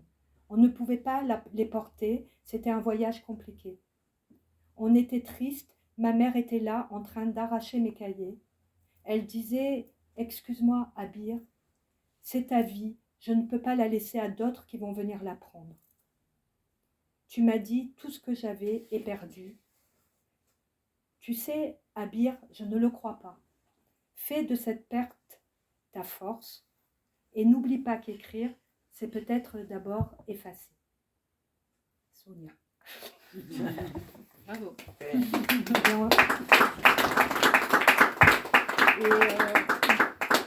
Et du coup, Bonjour. Lola. Mais voilà, et du coup, en fait, dans cette lettre, cette lettre, avant de l'écrire, j'ai énormément parlé avec Johan, avec qui on fait de la co-mise en scène, etc., où on travaille sur plein de projets que vous allez rencontrer pendant tout le mois, puisqu'il est en résidence ici, d'auteur. Mais en fait, cette jeune personne, Abir, quand je l'ai rencontrée, qui est yéménite, donc vous avez compris et tout, et qui était venue parce qu'elle était venue exprès, elle voulait me parler, elle savait qu'il y avait une autrice et elle voulait parler avec moi de ça et tout. Et en fait, je me rends compte que cette rencontre, ça résume un peu, ça résumerait un peu tout ça. C'est-à-dire qu'elle, elle vient avec des cahiers en arabe, des textes en arabe que je ne peux pas lire, et en même temps, c'est à moi qu'elle demande, et en même temps, moi, je comprends ce qui se passe, quoi, et en même temps, j'ai envie qu'elle écrive, quoi, qu'elle puisse écrire. Et en même temps, j'ai envie que toutes ces langues, toutes ces histoires et tout soient sublimées, soient entendues, et que je trouve que ce qui me plaît dans l'écriture, c'est comment justement se dire que l'écriture, elle est vivante et elle se nourrit de toutes les paroles, de tout ce qui arrive dans ce pays. Et que par exemple, dernièrement, j'ai écrit un texte, ça se passe, qui a été mis en scène là au Festival d'automne à Paris en septembre, une grosse pièce d'ailleurs. Et là, c'est sur les violences policières, mais au départ, on est dans une cité, on va dire, tout simplement, avec des jeunes gens qui parlent entre eux et tout. Et ce qui me plaît, c'est de dire, regardez, écoutez, c'est super beau là. Donc en fait, c'est comment déplacer la langue un peu, comment montrer que leur langue, elle est hyper créative, elle est inventive, elle se nourrit de je sais pas combien de langues. Et donc, oui, Nicolas, bien sûr. Et tous les amis arrivent à la fin. Alors, Et Nicolas, et Lola, bah là. Et donc, en fait, heureusement qu'il y a Samuel. Non. Et Christiane. Et donc, oui, voilà, et en fait, et vous tous, et tous, pardon, mes nouveaux amis, qui seront là, la prochaine fois, à l'heure. Bon, et en fait, en fait, c'est pas, en tout cas, je pense que pour le coup, peut-être là, quand je parle, je me rends compte que pour moi, hein, parce que tous, c'est bizarre, on a tous des désirs et des envies, mais moi, je crois qu'il y a chez moi un grand souci de réparation. Et parce que je trouve qu'il y a beaucoup de choses qui vont pas bien, qui se passent pas bien depuis tout le temps, de toute façon, depuis nos colonies, depuis et bien avant, et qu'au fond, tout le temps, je me dis, mais comment rendre justice, comment... Donc moi, à ma mesure, c'est du côté de la langue, c'est comment mettre en récit et ramener des paroles, etc. Et comment dire, mais regardez, c'est trop bien, en fait. Pas ce que j'écris, hein. C'est trop bien. C'est super, ils sont super, quoi. Enfin, je sais pas pourquoi vous les aimez pas, quoi. C'est pas possible de pas les aimer. Grâce à eux, on est riche, on est fort et tout. Grâce à ces langues et tout qui se mélangent, qui sont très belles et qui créent la littérature aussi, du coup. Donc voilà, c'est ça le truc. Putain, j'arrête pas de On parler. continue, ça va. Ouais. La consigne suivante était extraite de ce questionnaire élémentaire. Ouais. Formidable. Qu'on a écrit avec Johan. avec Johan qui est là. Et avec plein de gens. Et Ah avec oui, d'autres pardon, et personnes. avec plein de gens encore. En fait, quand vous nous regardez, ou quand vous me regardez, il faut comprendre que je suis très très nombreuse. En fait. Je pioche une question au hasard. Oui, on n'y répondra pas. Pouvez-vous décrire de manière détaillée la tenue que vous portez aujourd'hui? Ah, bon, ça va, c'est une gentille question. Tu n'es pas obligé d'y répondre. Non, et la première question, c'est combien avez-vous d'amis? C'est ça. Et la Mais deuxième, j'ai pas pris la première. non. Ouais. Et la deuxième, c'est alors la première, c'est combien avez-vous d'amis? La deuxième, c'est aimez-vous quelqu'un? Et la troisième, c'est qui auriez-vous aimé ne jamais rencontrer? Là, ça commence à être Et compliqué. c'est un texte éminemment politique, Ouais. celui-ci. Mais en fait, comme beaucoup des Mm. textes que tu écris, et c'est ce que tu disais, en fait, il y a vraiment un engagement de ta part dans ta littérature, un regard porté sur des gens, une manière de raconter par une langue, de rapporter leur langue par la tienne. Pour revenir peut-être à Peine mineure, je me dis que c'est peut-être là aussi que se situe la mise en regard de aujourd'hui ces jeunes femmes comparées à une époque qui sont deux propos politiques, et c'est là peut-être que transparaît ton message à toi. Ah oui. Ton regard à toi, en fait, de cette situation vécue par ces jeunes femmes dans les années 60 qui sont sous la coupe, le poids de la famille et du père en particulier, et mettre en regard avec la situation de ces jeunes filles, ces jeunes adolescentes aujourd'hui. Enfin voilà, sur la dimension vraiment politique, en fait, de ton œuvre et de ton engagement. Oui. Je sais pas si tu veux Oui, sur le quelque côté chose, mais oui, voilà, oui. c'est des choses qui ont traversé tes réponses jusque-là. Oui, on va dire que, en tout cas, chaque fois, sont des... En fait, c'est comment dire? Donc moi, j'ai découvert la littérature comme ça, c'était pas prévu au départ. Et au fond, c'est un peu, je dis toujours, un peu comme si j'avais ma place. Vous savez, les places de la Révolution, non, quand il y a des révolutions dans des pays. Donc je suis hyper contente, je l'ai, et j'essaie de pas la lâcher, quoi. Je me dis, oula, j'ai un espace, et cet espace, je veux surtout pas le lâcher, je m'y cramponne. parce que je sais que c'est dans cet espace-là, je peux, je peux dire des choses. Et en fait, c'est ça que si j'écris, c'est parce que je veux les dire, ces choses. En vrai, j'ai des choses à dire et je veux. C'est l'écriture qui me permet ça. Sinon, je crois que j'écrirais pas. Voilà, c'est ça que je veux dire. Il y a plein d'autres choses qui m'intéressent. Mais l'écriture, c'est vraiment un endroit où, comme je disais, où en fait, chaque fois, ça me permet d'élaborer ma propre pensée par rapport aux situations, hein, déjà, à plein de situations.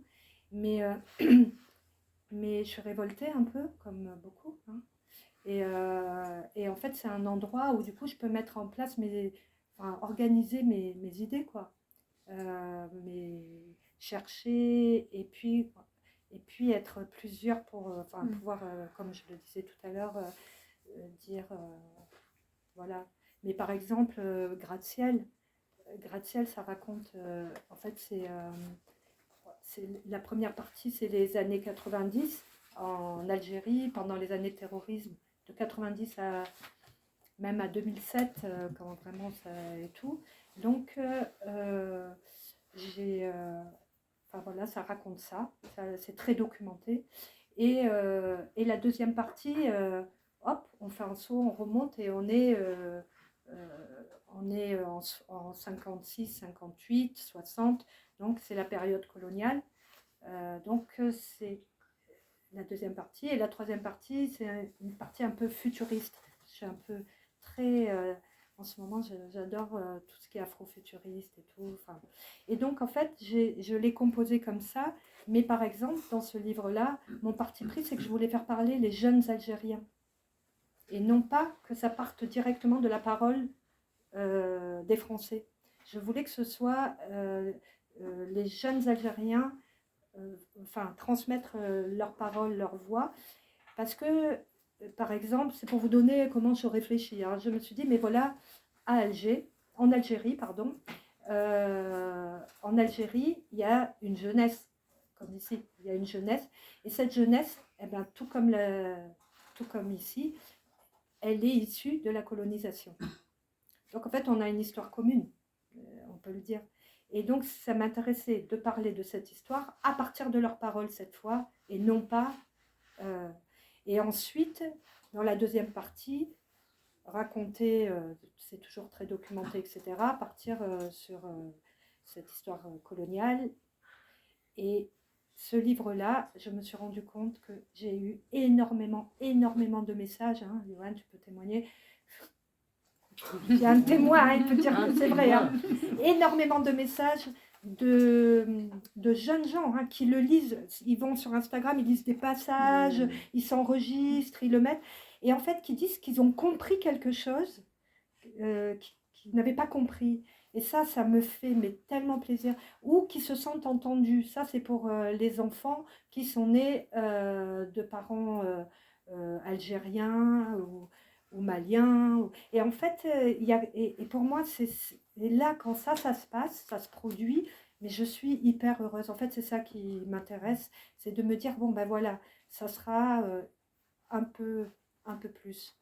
Voilà, c'est une petite chose en plus, quoi, voilà, pour réfléchir ensemble. Donc, c'est comme ça que tous les livres sont écrits, chaque fois. Je raccourcis parce que tu as beaucoup répondu aux questions qui suivaient. Et, avant même qu'elles soient posées. J'étais très tentée par l'idée de te poser les questions que tu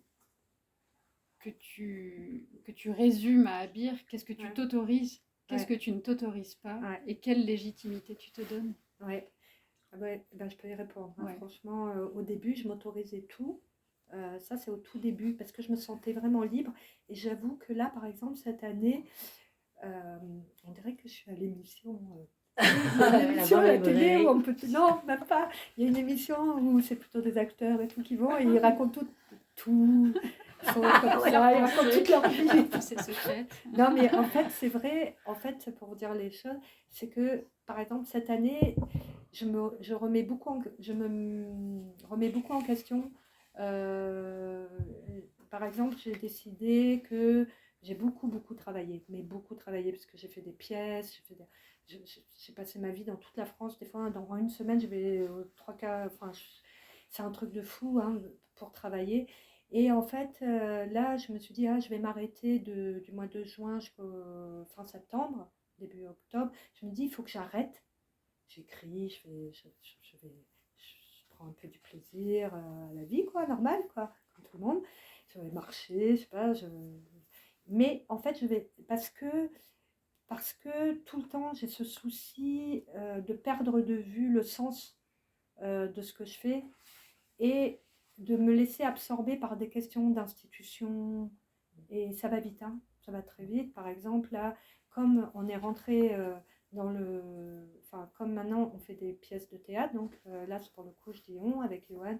Donc, le rapport, euh, le rapport à l'art ou à ce qu'on veut raconter, c'est pas du tout la même chose que quand on écrit son livre et que l'éditeur dit oui ou non, ou c'est une petite négociation sur trois phrases. Bon, c'est que d'un coup, on se rend compte que on peut pas dire ce qu'on veut, et c'est vrai, surtout en ce moment, que, enfin, tout le rapport à l'économie, et puis ça s'est ultra droitisé, hein, les théâtrins, je vous le dis, et je vous le dis pas, c'est pas une impression.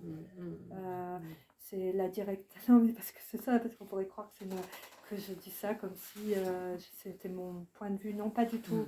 La directrice du théâtre national de Saint-Nazaire, où je suis associée, dernièrement j'ai eu une discussion, elle m'a dit, écoute Sonia, je sors d'une réunion, ça s'appelle la réunion des 40, donc c'est 40 grosses scènes nationales qui se sont retrouvées. Et en fait, ça y est, il y a vraiment des théâtres où on leur dit que si tel sujet est évoqué et tout, on commence à les menacer. Donc, ils étaient en train de faire une grosse réunion pour sauver une compagnie d'un metteur en scène dont il travaille beaucoup sur la question du genre. Voilà, enfin, et que la région, la DRAC et tout, a arrêté de le subventionner. Et donc ils ont coupé l'argent, ils ne le disent pas, c'est pour ça, mais hop, ils sont en train de l'épuiser, de l'écarter et tout. Et donc c'est des théâtres qui se mettent ensemble pour se dire non, mais on va faire quelque chose, on va le produire ou quoi pour. Mais ça, il ne faut pas croire que c'est la majorité, parce que la vérité c'est qu'ils ont tous peur de perdre leur subvention, il ne faudra pas le mettre sur Internet, mais ils ont tous peur de perdre un peu leur subvention, donc ils font semblant que non, mais ils commencent à dire oui, mais t'as pas quelque chose de plus rigolo, les gens, non, ils disent le public a besoin de se détendre, il faut des sujets plus légers, l'amour. Du coup, moi, j'ai fait une pièce sur les violences policières, mais je l'ai appelée Oasis Love, j'ai menti, quoi. Et en fait, je suis arrivée Oasis Love, tout le monde vous la voulait, la pièce et tout. Bon, quand ils sont venus à la première, c'était un peu froid, on va dire, hein, quand même, hein, du côté des institutions, hein, c'était un petit peu froid, alors que franchement, hein, je reste vraiment, c'est soft, hein, parce que j'aimerais bien hein, ne pas être soft, mais je suis quand même très soft encore. Hein. Donc bon, c'est les violences policières, mais ça va quoi. Hein. C'est pas encore la dénonciation, au contraire, c'était vraiment un travail sur le rapport à l'autorité et tout, mais déjà, ça crispe. Et il y a plein d'endroits où ça crispe, et pourtant moi je fais un travail, vraiment, je suis pas manichéenne. Jamais je suis là à dire ça c'est pas bien, ça c'est bien. Dans cette pièce, il y a la parole des policiers, enfin, tout le monde est là, quoi. Hein, donc c'est vraiment c'est vraiment des écritures de montage. Donc comment on met une chose à côté d'une autre. Mais ça devient difficile et tout. Et on peut très vite se laisser glisser dans cette ambiance, à se dire ah oui, bon, je vais changer un mot dans le dossier. Oui. Après, on s'en refait pas. Hein. Du coup, moi, on m'a commandé un truc sur l'amour à la campagne. Alors il m'a dit ouais, l'amour à la campagne. Et j'ai dit oh super, je vais le faire. Ils ont trouvé que j'avais très bien fait l'amour dans les cités, donc ils se sont dit on va faire l'amour dans la campagne. Ouais, tu vois. Et en fait, ils m'ont commandé ça et tout. Et puis chaque fois, ils venaient me voir, ils me disaient mais tu n'aimerais pas, après ma pièce, hein, tu n'aimerais pas écrire sur l'amour à la campagne. Ok et tout. Et, et donc je me suis lancée, donc je suis à Saint-Nazaire. Et donc, je vais à la campagne, quoi.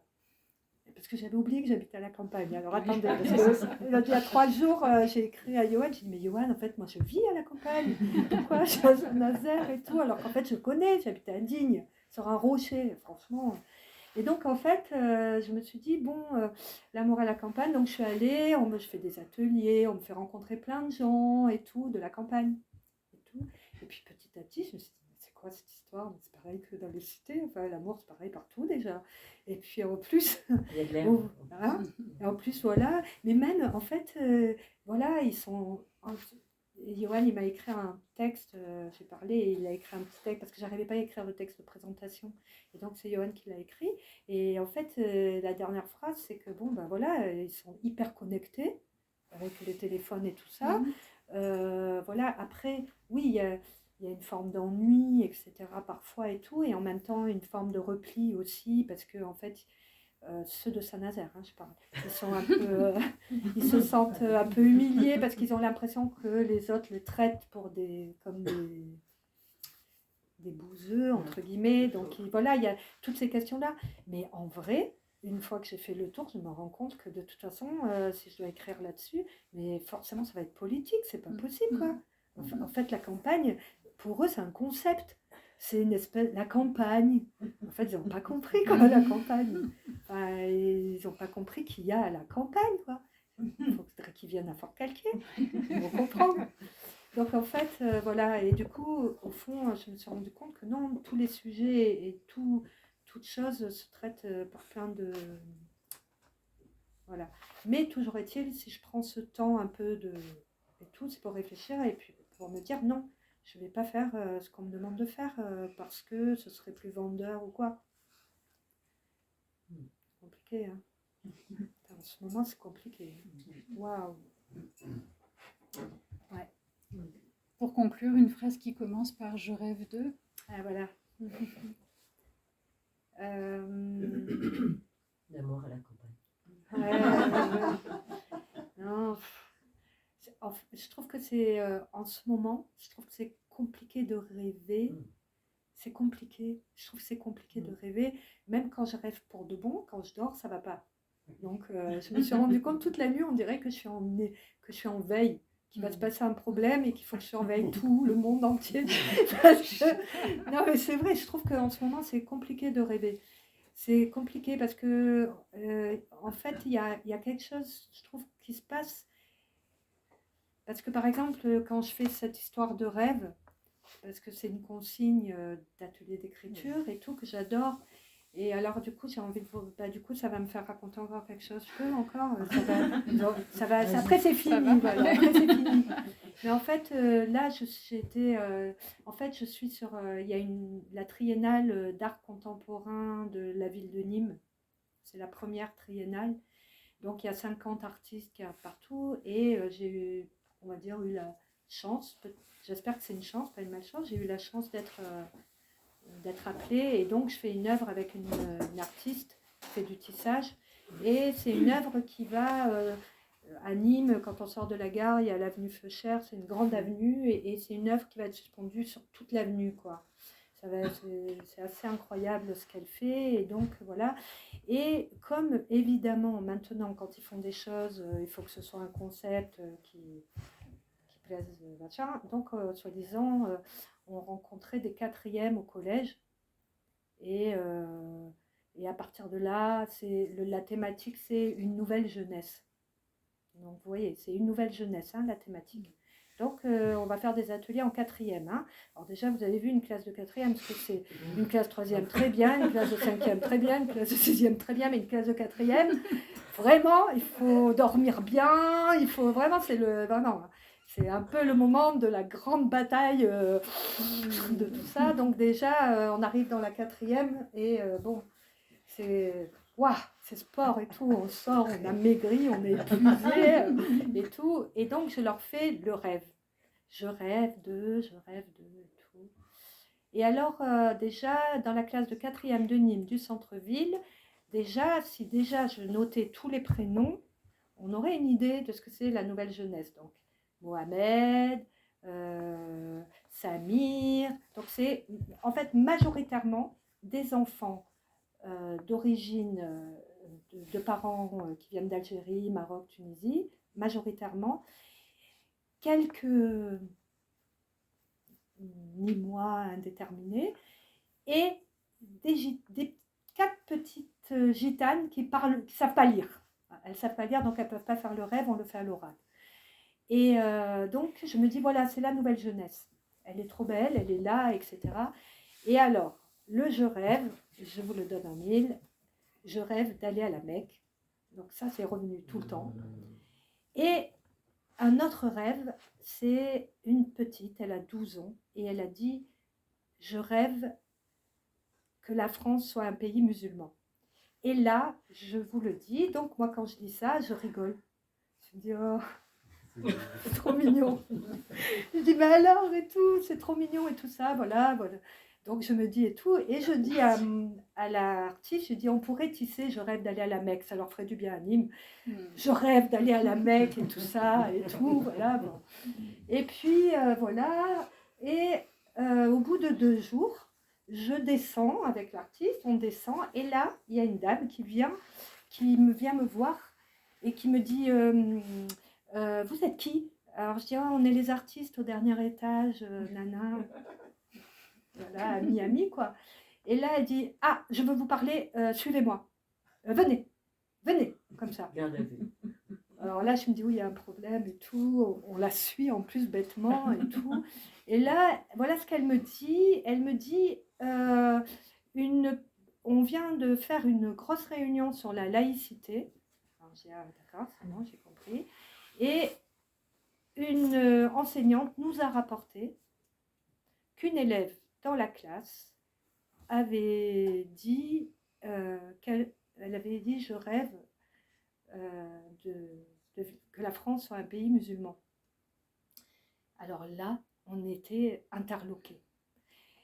Je dis à cette prof, c'est une prof de musique, hein, après j'ai su, et je lui dis mais parce qu'en même temps, je fais attention à elle, parce que j'ai bien vu les pauvres profs, comment ils sont dans les collèges aussi. C'est-à-dire, il n'y a plus de profs, c'est des remplaçants, il y a c'est dur, quoi. Hein. Donc, je ne veux pas la maltraiter, parce que je sais ce qu'elle fait, quoi. Donc, je lui dis, non, mais gentiment, je lui dis, j'ai écouté, ça me gêne beaucoup qu'une enseignante vienne rapporter ce qui s'écrit dans l'atelier d'écriture, parce que là, vous êtes juste en train de me dire que je les mets en danger. Donc moi, je leur dis, soyez libres, écrivez, on est là, c'est safe, on oublie tout, etc. Et vous êtes juste en train de me dire qu'il y a des enseignantes qui viennent vous dire que, et tout. Je suis choquée. Alors là, elle monte le ton, et elle me dit, moi, ce que je suis choquée, c'est que dans vos ateliers, on écrive, je rêve... et tout. Alors je dis, mais moi, ce qui me choque, alors là, c'est monté. Hein.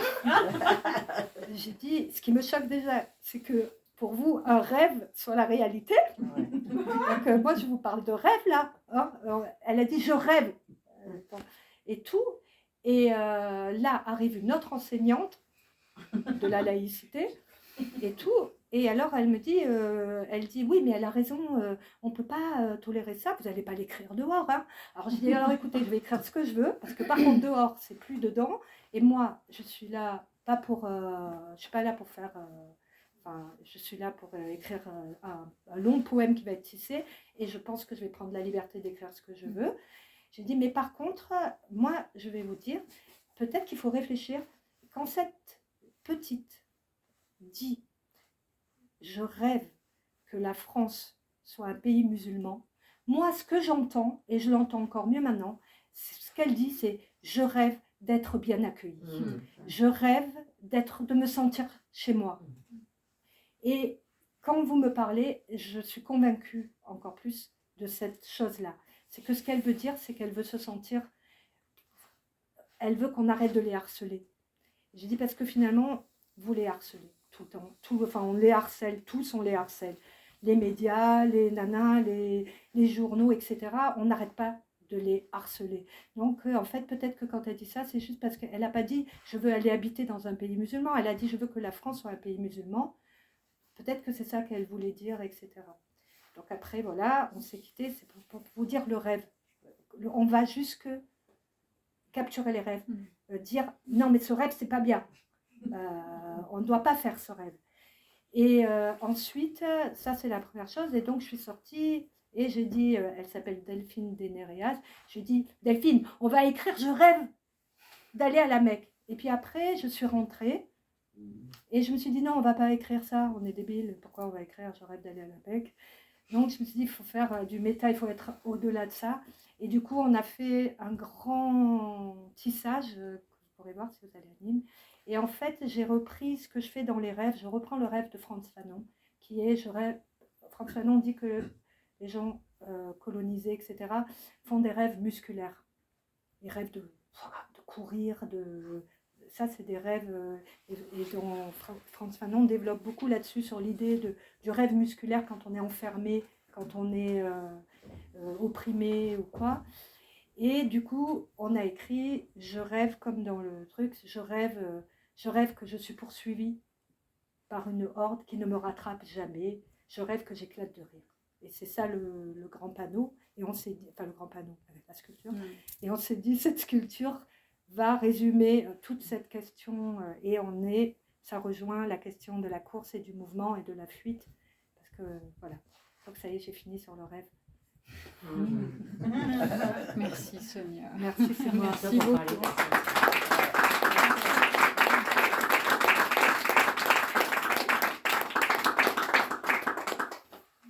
Si vous avez des questions, sinon vous pouvez les poser autour d'un verre si vous le souhaitez. Merci à toutes et à tous. Merci Sonia. Vous pouvez me poser toutes les questions. Ouais. Vous avez vu, je suis bavarde alors. Faites attention. Moi, je me méfierai.